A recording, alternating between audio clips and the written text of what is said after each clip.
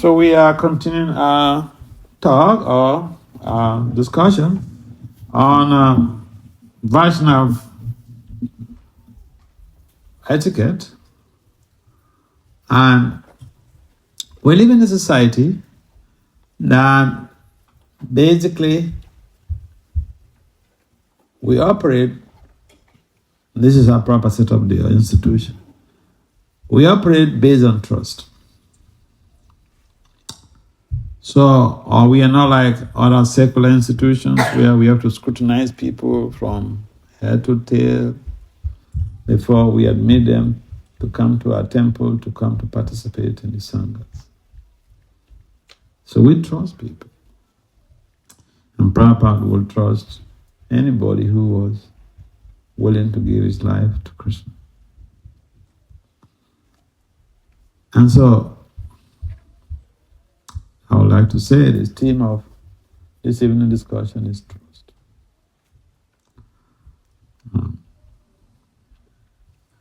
Trust. I was talking about this also in Silver Spring in Maryland, because in most cases we repeat the scriptures, which is very good. It takes us purifying, takes us back to God. But we also need to talk about problems. We need to address problems. So a devotee cannot be ethical or without trust. We make a request. You know the one. Please, it's your problem. You can put your phones on not silent, plane mode.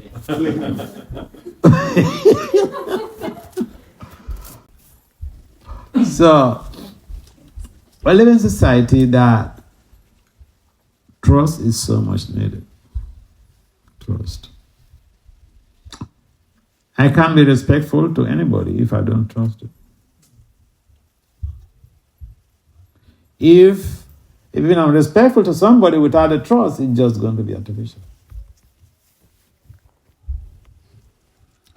And I can't love somebody without a trust. If I pretend to be loving someone without a trust, it's just artificial. It will not last. So, in our Vaishnava ethics, or the philosophy of Vaishnava ethical values, we subtly or tacitly rely on trust. Rely on trust because it is trust that is the foundation of the International Society for Christian Consciousness. Prabhupada trusted his followers who happened to build this society. His followers trusted Srila Prabhupada, who molded their lives from very dangerous trends to a level where they became sadhus. It was a relationship that was based on trust. So, for us to be caregivers, or for us to be able to give quality time to people, because Vaishnava etiquette means we have to give quality time to people. If I say I'm very busy, and I have every reason to say I'm busy, If I want to give an excuse that I'm very busy, if I give all the reasons, you will sympathize with me. You say, "Oh, Maharaja, just you're busy. You just rest,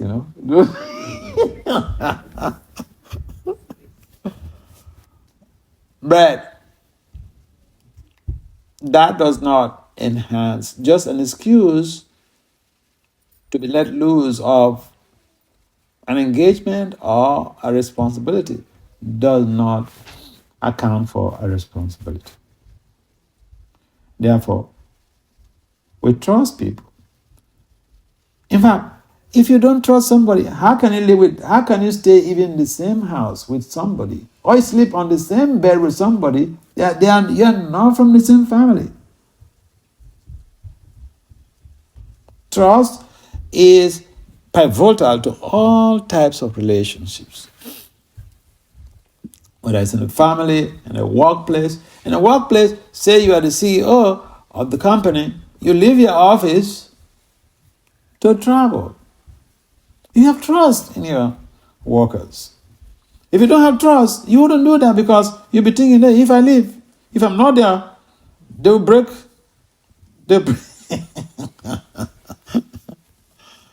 So, in devotional life,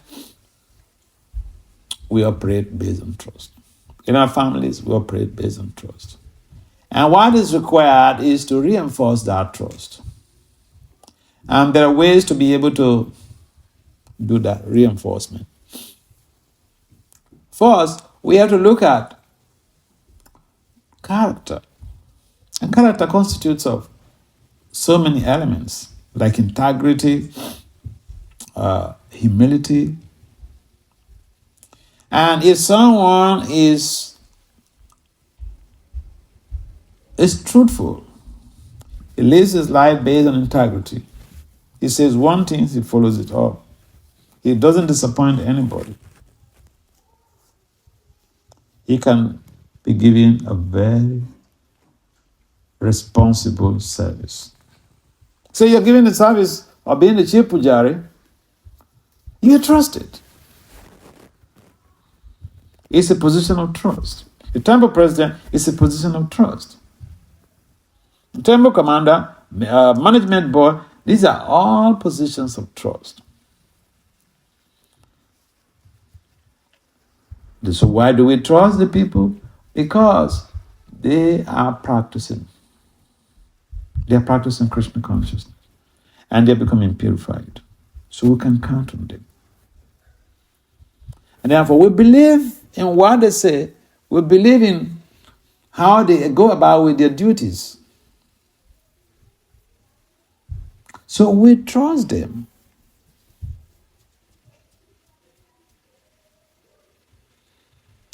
And one of the things that we can determine, how do I know somebody to trust? For instance, okay, you're a temple president. How do you know? How will you figure out this person is to be trusted? How do you determine that? Bolo, tell me. You trust him by his character, how he acts during in public, and what he talks, he walks the walk also for that. That is correct. Very correct. That, yes. You can also go by the title. A lot of people, By the title that you have, right? That plays a big part in trust. Okay. Right? If you're a policeman, you wear a uniform. You know. Based on the police, people are criminals. That's what he is. Just joking. So, when we are given a position of trust, we have to act responsibly. Why? Ishwara Sarvabhutanam really say, women say, well, nobody's checking, nobody's there. But someone is there. Even in the bed of the sea, someone is there. And who is that? Krishna. Now, this is the problem that is all prevailing in society. People tend to think that no one is in there. And then when the consequences of their actions come, they wonder why something should have happened to an innocent. He is an innocent victim. There are no innocent victims. I'm suffering because I did some wrongs in my past. There are no innocent victims. And therefore, the whole idea of trust in Krishna consciousness should give us a leverage, should give us a sense of belonging where we can relate with people based on the principle of the fact that Krishna is residing in each and everyone's heart. Krishna is the witness, and no one can cheat Krishna. If our Lord Krishna mentions in the Gita, he's the gambler of cheats. You heard this before? The gambler of cheats? Oh, Krishna is the gambler of cheats. Oh, yeah. He's not just a cool God who no, he's also a gambler. If you portray some rascaldom, Krishna is the best of rascals. And therefore, our impetus is based on accountability. Accountability is rooted in trust. We trust that Krishna is watching us. And that is not just only a belief system, it is a scientifically proven fact that Krishna is watching everybody as a super soul. And therefore we have to act right. We can't do anything and get away with it. Unlike the non-devotees who think they can do something and get away with it. But then, like even in America, you get caught in most cases when you commit a crime. You may kill somebody. Look at the other guy who shot the CEO of this healthcare. Yeah, man. Yeah. He disguised himself. But he was still apprehended. Sometimes people get into unethical activities and they don't know. They tend to forget that there are cameras all over the place in America. When it enters the head, they forget about everything. If people are conscious, it's just like if we are always conscious of the fact that Krishna is in our hearts, we will not hurt anybody. We will not commit anything. But then, even as devotees, we tend to forget that Krishna is watching us. Now, for the secular society, their paramatma is the cameras. Because cameras everywhere, they become part of their paramatma is watching. It's taking record of everything. So, we are operating in a faith-based non-profit. Faith-based non-profit means that the participants are volunteers. Majority of the people, the gentleman who is the temple president went about collecting money to build that big temple. He's not being paid. Oh, I've been paid by the job. He's not being paid for what he's doing. He's a volunteer. He has his own job as a medical doctor, but he's a volunteer in this movement. He may work so hard, serve so hard. So majority of us are volunteers. And you know what? To manage volunteers is more difficult than managing people who are being paid. In fact, to manage, and you get this point, okay? To manage ISKCON devotees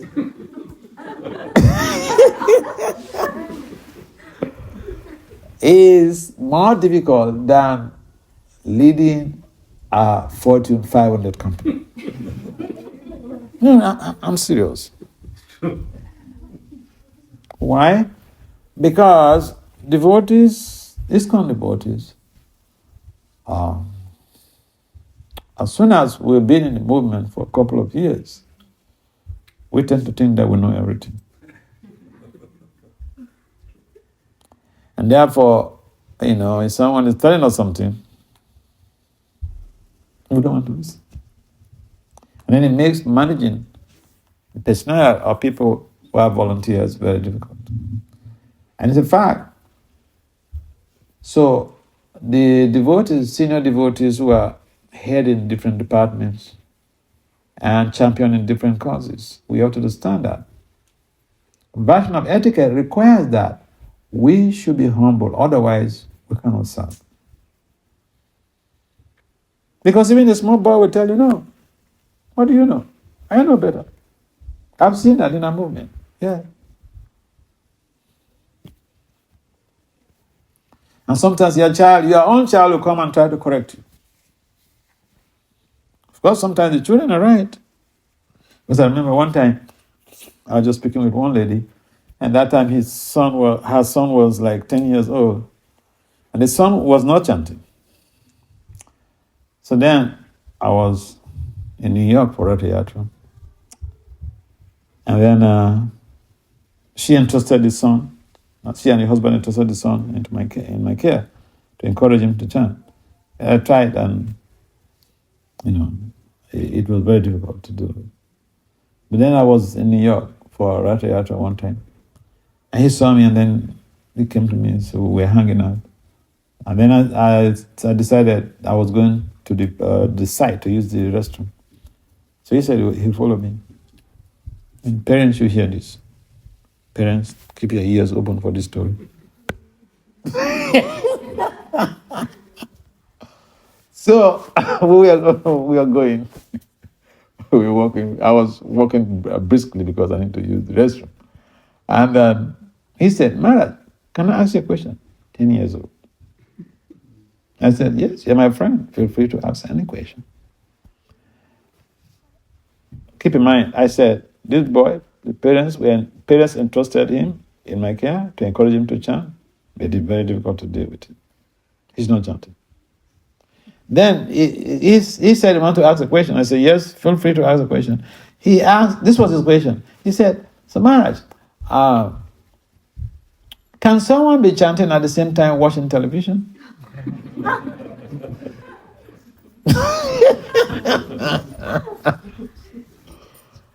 So I said, oh, that is offensive chanting. He said, my parents do this all the time.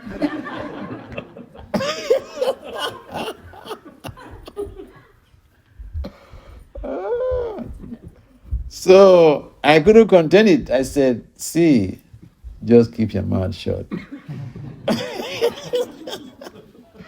Because you are not chanting, and now you're finding fault with your parents. I said, when you are chanting, then you can bring up this fault of your parents. And he's 10 years old. I said, for now, I don't want to hear anything from you. If you're chanting, then you complain. Then come and make the report about your parents. So, your child may not be chanting, but try to follow the standard because they're watching you. They may not tell you, but then they go and ask some Swami behind. Yeah. I'm telling you, this is called lived experience. I'm not telling you a Puranic story. I'm telling you what I experienced with the 10 years old child. Today, he's in the military, in the Marines. But then the mother told me he doesn't want to stay in the Marine, he wants to leave. I said he should just stay there until the number of years that he signed up for. Then that could be an added advantage in his CV. So the point is that we have a system where we need some competency. Competency is one of the yardsticks to evaluate trustworthiness. Is this person competent? I mean, it's like somebody who didn't study IT, and then he says he wants to become he wants to be the head of department for IT for the community. Where is his competency? Where is your confidence? How can he trust you to give him that responsibility? So trust must come, but competency is a pivotal factor that will help us to measure whether or not this person is worthy of your trust.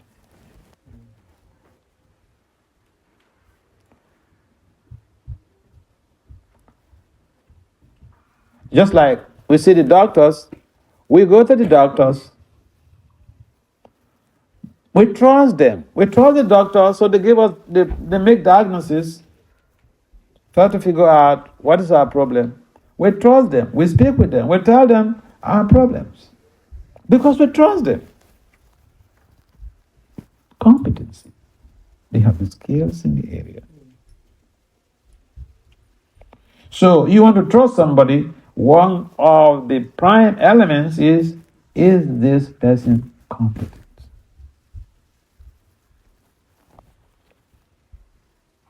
If it's not competent, you will be betrayed. So Vaishnava ethical values require that we should be evaluated. We should evaluate. But if we don't know the science of trust, how are you going to evaluate people and give or trust in them? We trust Krishna. He's very competent. Krishna says, my devotee will never perish.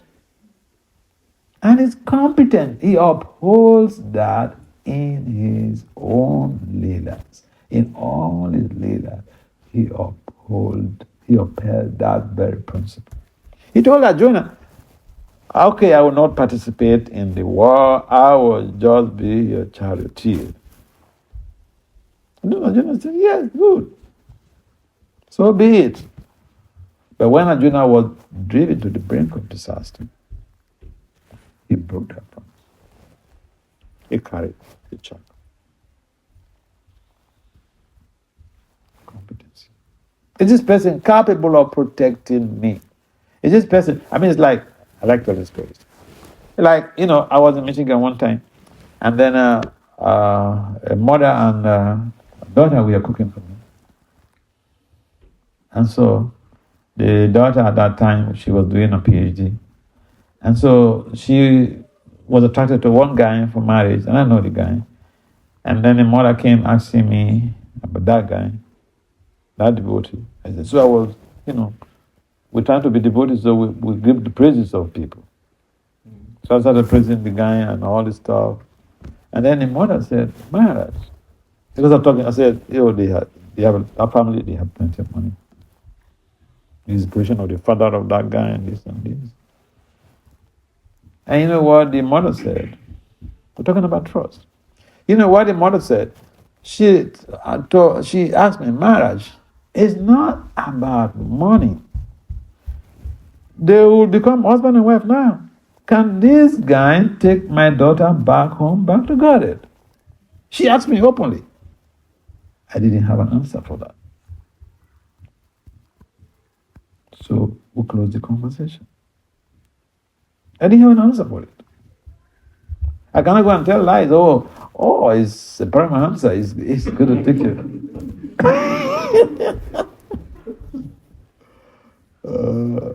My point here is, these days, even the parents, before they invest their trust in you to give them their child for marriage, they want to see how competent you are. Yeah, because the Bhagavatam says that don't be a mother, don't be a father, don't be a rich, worshipable deity, don't be a spiritual master, except and until you are capable of pulling your dependence out from the ocean of samsara. So the lady, the mother of that girl, she did the right thing. She probed and she asked me directly, can this guy, it's not about money, can he take my daughter back home, back to God? So people don't just want to invest their trust in anybody. They want to see how competent you are. So this is a yardstick. One of the yardsticks to measure, to determine trust is competence. Like we go to therapists, they're trained. a number of therapists in America, but they have PhDs in the different fields, clinical psychology, social psychology, whatever. We have competence. You go to meet a lawyer, they are trained, they have the competence. You trust them, you tell them all your story. So the things you will not tell anybody, you tell the lawyer, because they are the ones who are going to defend you in the court. You don't tell them lies. If you tell your lawyers lies, you spoil your case. So it's a relationship based on trust. But the root is competence. Another thing that facilitates trust is character, integrity, humility. Integrity, humility, walking your talk, these are all subsumed in character. So a devotee must walk his or her talk. A devotee must be humble. If you are not humble, how are we going to accept the position of a servant? Dasa, Lord Chaitanya even says that we should be more humble than what? Destroying the street? A blade of grass?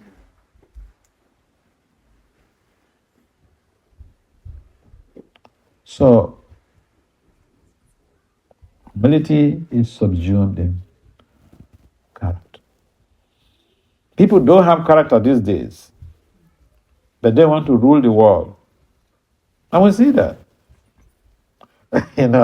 When the devotee who picked me up from the Baltimore temple to go to Maryland to go to Silver Spring for the program, he started asking me some things about American politics. So I said, what do devotees have to do with that? No politician is going to come and give you anything, feeding, or you are also a doctor. I said, you're a doctor, discourage devotees from being partisan, because you're not going to gain anything from these people. We should put our trust in Krishna, trust in Prabhupada. And therefore, if we put our trust in politicians, they say one thing now, and they do something else completely different. Devotees, we are not politicians. We're trying to be sadhus. And therefore, it is important that in our community development, we find ways to facilitate trust by creating competence, by creating developed character. And all these things may not be in these wordings, but they are all there in our scriptures. Lord Chaitanya talks so much about humility. Integrity, Lord Krishna mentions so much about it in the Bhagavad Gita as one of the divine qualities. Not exactly the word integrity emphasized, but that is what it meant. The terminologies we find in religious texts may not necessarily be the same terminologies we find in management literature, but the essence is the same. And so, if you want someone to trust you, you have to demonstrate you have developed character. So the requirement that we get trusted. Someone can just complain. Oh, he doesn't trust me. Oh, she doesn't trust me. Prove yourself. You're competent. Your competency. You have developed character. And the other C is caring. Caring. We can say that people should trust us when we're not caring. If someone is having some challenges and when we just pretend as if we don't see it. How can they trust us? They are having some challenges. They are facing difficulties. In fact, when you want someone, if you want someone never to forget you in their life, go and help them when they have a problem. Go help them when they have a problem. They will never forget you. They will never forget you. They will trust you for better or for worse. They will die. If it is death, they will die with you. I remember one time, one of my friends is what do you call? Eye doctor. He had an accident. So the city where I was staying was like three hours drive away. So he smashed his car, but he didn't sustain any injuries. The car was gone. So then I left my station and then I went there. I went to see. His wife is not a devotee because they were married, got even almost like teenage kids before he came to Krishna consciousness, and the wife was involved in Christianity, a big woman in the church. But she follows the Ekadasi and all this stuff, but she is not. She doesn't come to participate in temples on a regular basis. She goes to the church. And so I went to see this devotee when he had an accident from another city, 3 hours drive away. And that was so much, this lady, the wife, was so much enthused that what? This guy does not even stay around here. He came all the way from another city just to see her husband because of the accident. That scenario changed her life for good. She became so much inclined in Krishna consciousness. People want to see help when they are at the crossroad. That's how you can develop trust in people. The people who come to see you when you're in hospital, and sometimes we speak big philosophy, but in practice we're less caring. And that becomes like something else. Don't want to go into that, but it becomes something else. And so, ideally, our ethical values require that. We should be caring. And Prabhupada is a typical example. When he started his programs in 26 Second Avenue, all these devotees, early devotees who came, a number of them were just hippies. And even after the Bhagavad Gita class, he has all this, maybe apple you cut, chip it into pieces and give it to everybody. It's not about the quantity, it's not how much, but people value that you care. If even they want to see your heart, not your building. They want to see your heart, not your building. So devotees have to understand that we live in a time, we're living in a precarious time, that there are so many challenges that devotees are facing, diseases and all this other stuff. And disease has no respect for anybody.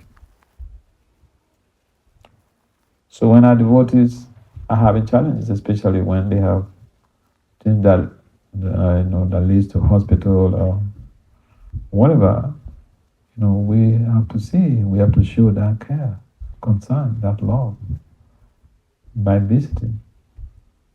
Because when people, and this again, there are some scientific reported that there are two people, they were staying in the same ward.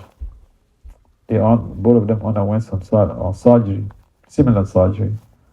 One of them, he had so many of his friends and family members coming to visit all the time. Within a short time, he was discharged. The other one, not many people were coming around to visit, so he felt despondent, lonely, like rejected. His ailment lingered on. His recuperation took a longer time. So caring is an important factor, and this helps to build trust in the carer. Someone cares for you, especially during your delicate hours.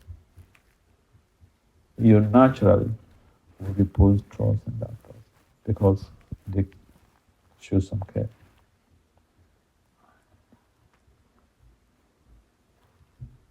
And so these ethical conditions are required, these ethical values are required in our community development because we live with people. And more, besides, we're supposed to be our brothers and sisters keepers. Every one of us is trying to be a devotee. And so we have to put these things into practice. Okay. Any comments or questions?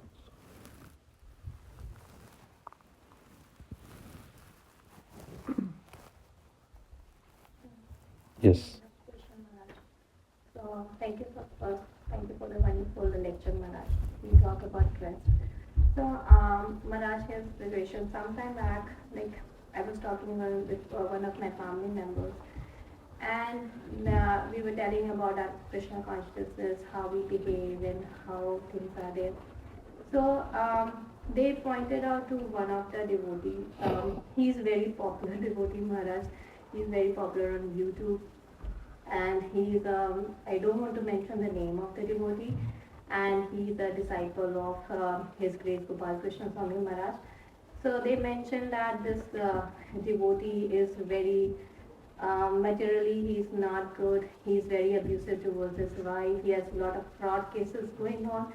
So we try to defend. We try to give explanation. It can be we should give a benefit of doubt, or like maybe he's falsely accused of all those things, but they said that ISKCON people show that they are very, they have etiquette and all, but materially they are all doing such things, so how can we trust? So Maharaj, so how should we deal with such questions? How should we give examples and explain them, because this is causing a first problem. Sure.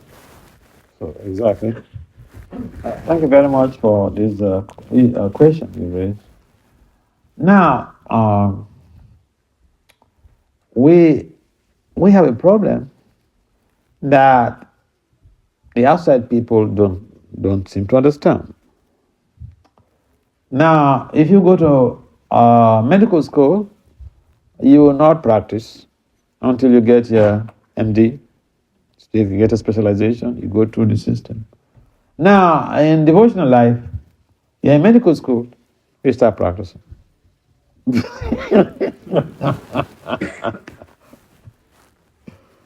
And so, we have a lot of challenges, difficulties. People are not able to live by the scriptures. The rhetorics is different from the lived experience of the people. Therefore, it becomes like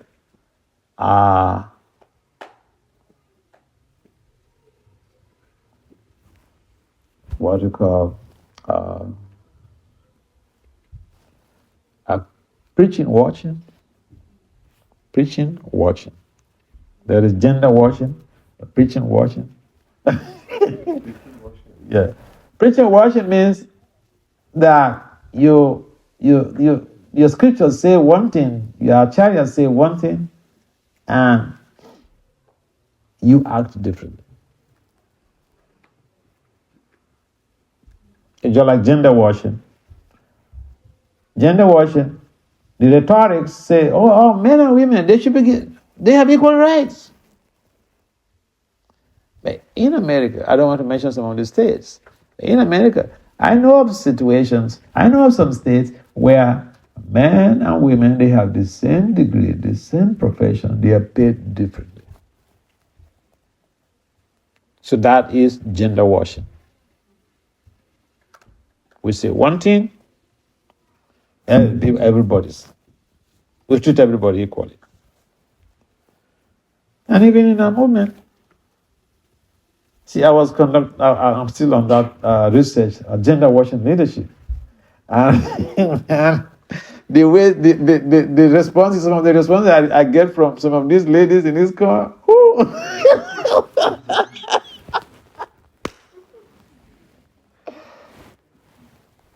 your leaders need to hear that.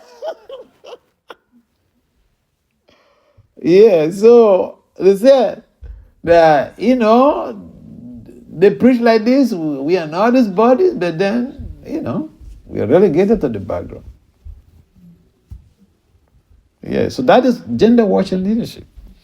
So gender washing preaching means we say one thing and then we act differently. So the people, they say, no, we can't trust these people. They are hypocrites. So it's a challenge. So how you can respond to that situation is that in every 12, you might find a Judas. The Christians are familiar with this concept of the person who betrayed Lord Jesus. There were 12 disciples, but one of the disciples betrayed him, sold him out. So there are people that we are in a movement, and the explanation that the response you can give to those situations is that, see, in a hospital, a number of the people in your hospital, they're patients. The doctors are few. So someone might be a devotee, but he's not necessarily a Paramahamsa. They're trying to be devotees. So they might make, and you can give this argument that, except the court, the prosecution finds him guilty. You cannot really say that, he did it. We are supposed to live above board. Yeah. So the response to that would be that first, every 12, you can always find a Judas. Amongst 12 people, you may find someone who is deviant. That's the nature of this material world. Even police people are deviant. But not all police people are deviant. So the problem is that we are a spiritual organization and we don't have any excuses. And therefore, devotees who are deviant, this situation should be addressed. We should not just keep quiet. See, the problem that has been transpiring in Bangladesh, the guy who caused the spiraling of that problem, the authorities did not deal with his case. He was found guilty of some abnormalities. Yes. And so these are some of the repercussions. We want to cover people who are criminals, and then the whole society suffers. So it's a good point you brought up. It's a challenge. Because sometimes some of the managers, they try to cover up people. And it's not good for the movement. One bad egg can just spoil everything. Yeah. And then the response should be that we have to take a humble position. Give the Judas citation, and then you can give you can also explain regarding how in the clinic, in the hospital, not everybody is a doctor. Majority of the people, they need help. Thank you, Maharaj. Yeah. Any other comments? Yes. Thank you, Maharaj, for your wonderful classes. Thank you for coming here every year. Please keep coming. Thank you. I have not seen His Holiness Bhakti Vasudeva Swami Maharaj in person. Okay. But when you are here, I can feel his presence. Okay. Thank you. Can you please share one of your fondest memory or your experiences with His Holiness Bhakti Vasudeva? Okay. I can say something. See, when I was a young man, young devotee, brahmachari, I was very strict. Very, very strict. And so one time I was the regional secretary, so I was traveling with him, so brahmachari. And he had a personal assistant, a secretary, a lady who types his works and all this stuff. Very beautiful lady. So as a brahmachari, I was very, very strict. And then we were to travel in the same car. He sits in the front with the driver. And so when I came down to board the car, I saw that a devotee, female devotee, sitting, behind the driver's seat, behind. So then it was, I went to the back, the rear of the car and sat down.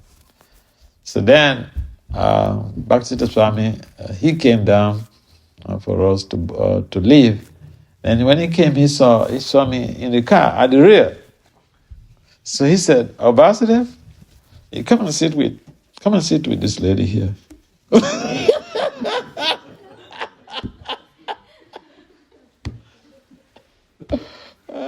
I remember in 2009 or so, when I was traveling in India, so I came to Chupati. Chupati is full of brahmacharis. And so when I came there, and Rana Maharaja and Bhakti Swami, they're Buddhists, they're very close. And so those brahmacharis in Chupati, they said, "Oh Maharaj, come and tell us some pastime about between you and your Guru Maharaj." And so I said that you will not like it. They said, "What? We will like it. Come tell us." So I told this story. The hall was packed full of brahmacharis. And when I told this story, you know how the brahmacharis are protected in India. So when I told this story, I could see, I was just glancing through the hall, and a number of them, they just a gap like this.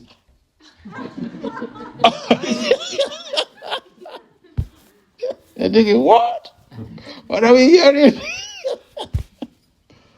So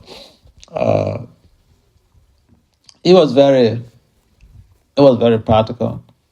He was preparing me for my science life. He told me I will be traveling around on his behalf, and he wanted me to be prepared for that and not just be artificial brahmachari. Because, for instance, you bought a plane, say from New York to London, and there's one white beautiful lady here, another white beautiful lady here, and then you're sitting in the middle. You're not going to tell the crew that, "Hey, I'm a brahmachari, get these people out of this place." It's not your plane. You just sit down and keep your mouth shut. So yeah, he was very practical. He was preparing me for the future. Yeah. Thank you. Any other comment or questions? Right, I have a question. So when you said being confident, right? It promotes trust, but how do you gauge that confidence? Because there's different levels of confidence, right? Mm-hmm. How do you gauge that to kind of exemplify where trust sits? I mean, I'm talking about competency. Yeah. Yeah, by developing specific skills, like the doctor is competent to do their job, and so when you go to meet the doctor and then he asks you about your problems, you trust him. He has professional ethics.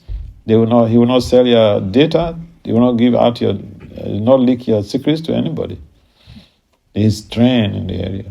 You go to see the therapist, the same thing. And so, sometimes people people come to me and tell me some things, and then I say, Maharaja, don't tell anybody. I said, listen, I'm not just a Swami. I'm a professional. I know professional ethics. Yeah. So when people are trained in a specific field, they have their ethical values, and so they have that competency. Yeah.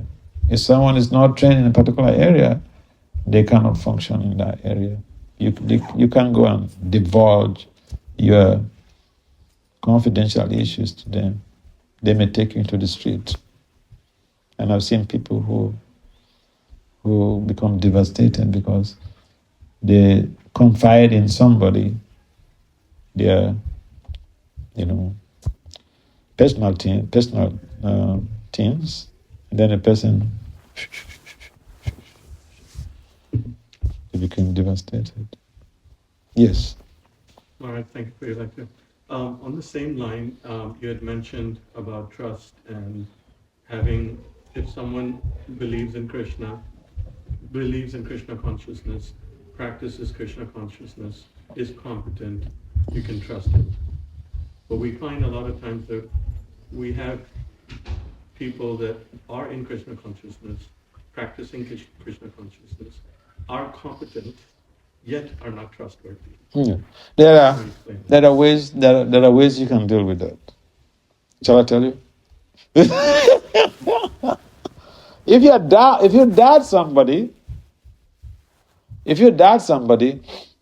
first don't confide in them major things.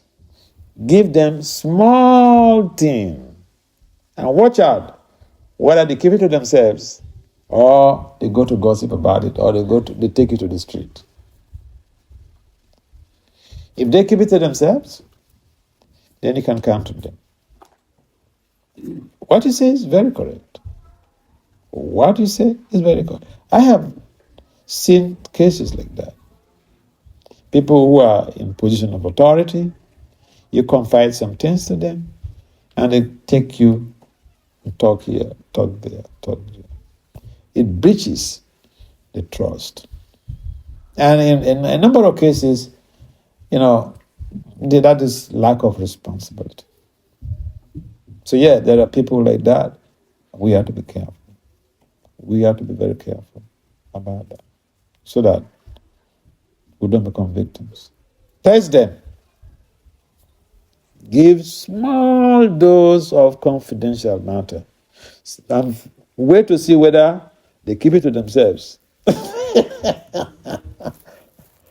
If they keep it to themselves, then you can release another small, a bigger one.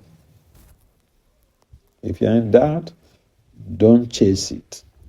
Don't say because the person is putting on kantamala, is shaving head, and then you open up yourself to them, and then they can't keep their mouth shut. They lack the discipline. There are people like that. I've seen people like that too. So you're right. But this is the litmus test you can utilize. Okay? That litmus test is pretty good. Oh yeah. Yes. Thanks for a wonderful class. I have a question in the same line. If suppose the trust, we trust someone, and as Prabhu mentioned, it's not necessary that you will get to know after that first litmus test that it's broken, and then you trust, give another task, then further another task, and then it's broken. Then you realize like now it's broken. Now maybe after some repentance, that person come again. He say sorry, I was not that mature or whatever, and he apologizes, and he said no, this time I will improve on it. Is it possible for such incident that we can trust again to that individual? When you breach a trust, it's very difficult to build a trust. It's just a practical. Being a devotee, like I know, I hear you, I know, but see, Lord Krishna said, people hardly give up their inherent nature. I'll give you an example. See, if even I'm dying, I will laugh. And so sometimes people get confused because I remember when I was having a serious liver problem and I was living in New York, I was staying in New York for some treatment with some hepatologist. And, sometimes when I come down, my friends, I come down to the kitchen to wash my dirty paraphernalia. Yeah, my friend says, "But Maharaj, you look good." I would just laugh. I bet he said, but But then the point is, laughing, remaining positive, is my nature. So even I'm dying, I will laugh. But it doesn't mean that everything is okay. My point is, people's nature, their inherent nature, hardly change. They may become purified, but their inherent nature. You can't tell me because I'm a Swami, because I'm a guru, because I'm a professor that I ought to give up my nature. I will always laugh. I remember when I was younger in Tobacco, I gave Sunday class, and then there's one of my friends who is the chief pujari. He's a Nepalese boy. Nepalese devotee. So I gave a Sunday class. Then, because it's my nature to laugh, and I will be laughing on things, and then the whole crowd will be laughing. So after the class, this devotee came to me and said, "Oh, Vasudev, you say serious things and you're laughing." I said, "What can I do?" So, you may try them again. If you believe that they have become purified and they pleaded that they have changed, they have transformed, you can try them again a bit. Small one. See, test.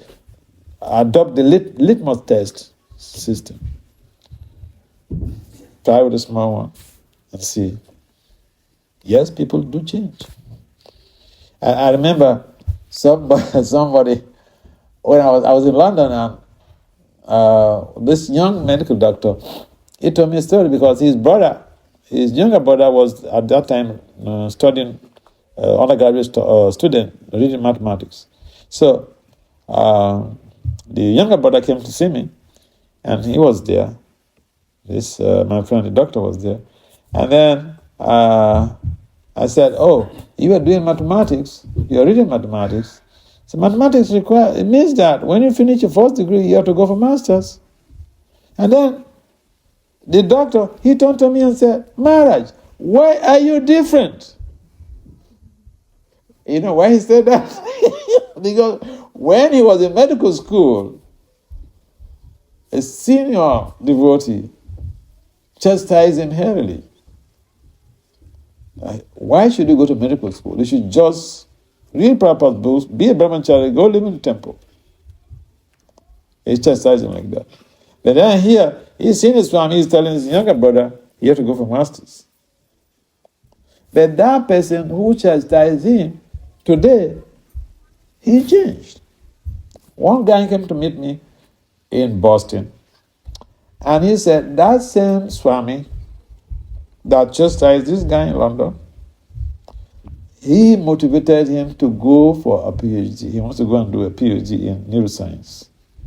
I said, what? Really? Yes, so people do change. You can trust them. Okay. Yeah. Maharaj, thank you so much for the wonderful session again today. So I'm just thinking, Maharaj, what is the difference between faith and trust? Which one is higher? between faith and trust. And also you mentioned that Krishna has spoken integrity in Bhagavad Gita and other places. If you could give some example, so when we read next time, then we can connect these. Yeah, integrity means being sincere, straightforwardness. You don't play hanky-panky games. You say one thing, you should be that. That is one of the symptoms of sustainable leadership. When people see you that you are sincere, you are not a liar, they would like to be your follower. If even your own child, you don't lie to your child, you live by your own very examples, yeah, straightforwardness. That's integrity. And you find out one of the divine qualities in that Krishna mentioned about. So, yeah, so you see, I went with one devotee to meet some professors, and I gave them some professors who are heads of department for leadership in different 3 universities. So I visited the country, and then I told him that he should take me out to the universities. I want to meet with the heads of department in leadership, and he took me there. So I gave all those professors Bhagavad Gita. I spoke with them. I spoke about leadership with those professors, but it was from the Bhagavad Gita team. But I will quote, make them a reference to the Bhagavad Gita where Lord Krishna mentions about exemplary leader, whatever standard they said, the whole world pursues. So after giving those professors Bhagavad Gita, speaking with them, when we were going back to his home, he said, Maharaj, all the things you spoke with those professors are things we hear in Bhagavatam and Bhagavad Gita classes. The difference is the way you channel your words. I said, yes, what we say is the same. It's just that we speak in their language. We speak in their language. And you go tell them Krishna's two Bhagavans, but yeah, and then they say, I don't believe in God. Yeah. So you have to understand the needs of the people, speak in the language, and they will identify with you very easily. When Krishna spoke to Uddhava, it was a different scenario, different quality, and the semantic was also different. But then you go to the background, the essence, it's the same thing, the same instructions he gave to Arjuna, the same things he gave to Uddhava. Yeah. In academia, we have this concept of what do you call? Trying to use different approaches to the same thing in different languages, different wordings, paraphrasing, so that your audience can buy it. Yeah. All right, I think we have to stop here. Srila Prabhupada ki jai.